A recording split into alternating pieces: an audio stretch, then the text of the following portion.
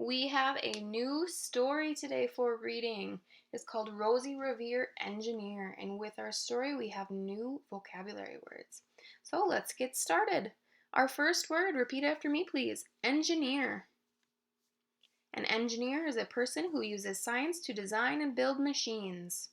The engineer designed a new rocket that uses less fuel.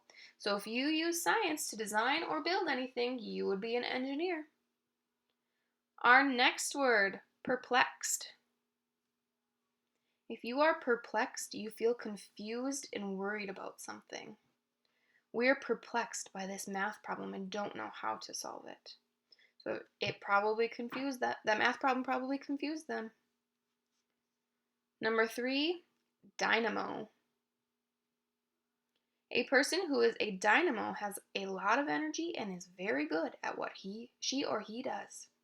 Maria is a dynamo who does twice as much as the rest of us and twice as well. So they have a lot of energy to do twice as much as everybody and they do it really well. They are a dynamo. Number 4, lingers. When something lingers, it remains for a long time. After Dad cooks breakfast, the smell of burnt toast lingers in the air. Ooh, I don't know that I want to be thinking about the burnt toast smell. Number 5, whirled. Something that whirled turned around several times. At the amusement park, we went on a ride that whirled high in the air.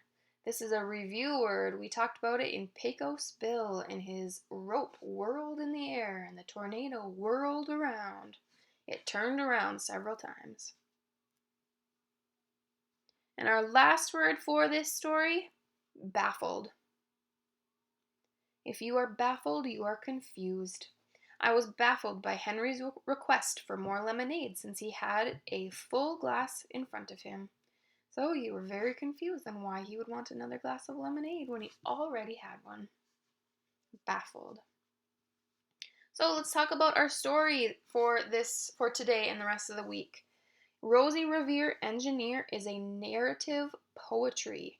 And narrative poetry tells a story using a poetic structure. It probably means that some of our words or phrases will rhyme.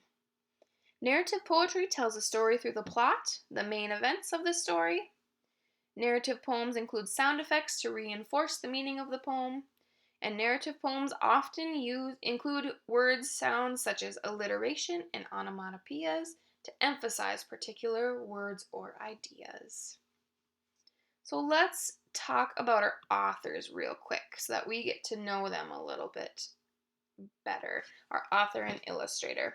When I say go, please pause this and you can read all about our author, Andrea Beatty, and our illustrator, David Roberts. And go.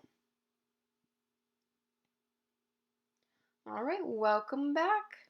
So now that you've read a little bit about our author and illustrator, hopefully it helps you get to know them and why maybe they wrote the story.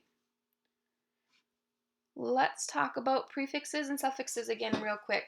We practiced these yesterday. We learned about the prefix re and un and the suffixes less and ness, and we had some practice. You have another page working on prefixes and suffixes today.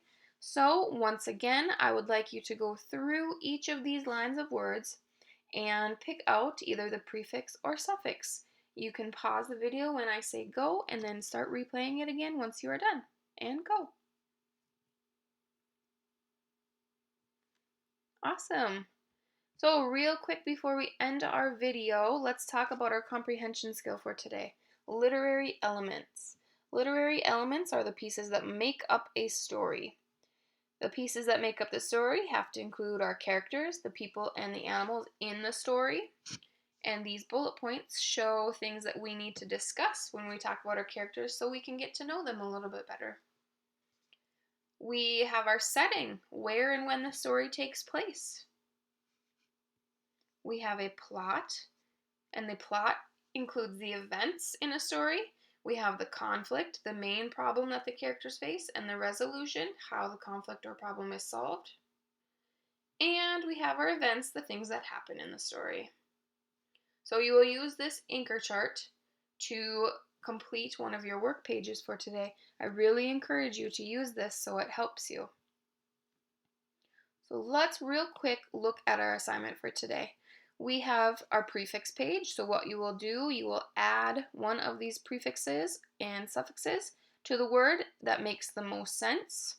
Make sure you take your time and reread it and make sure it sounds right. Then you have a page with your new critical vocabulary words. And on here it asks, how upset would you be if your school hired a dynamo to teach gym class? Please answer these in complete sentences. You need to restate the question and tell me if you would be very upset, somewhat upset, or not upset. So use complete sentences and restate your question.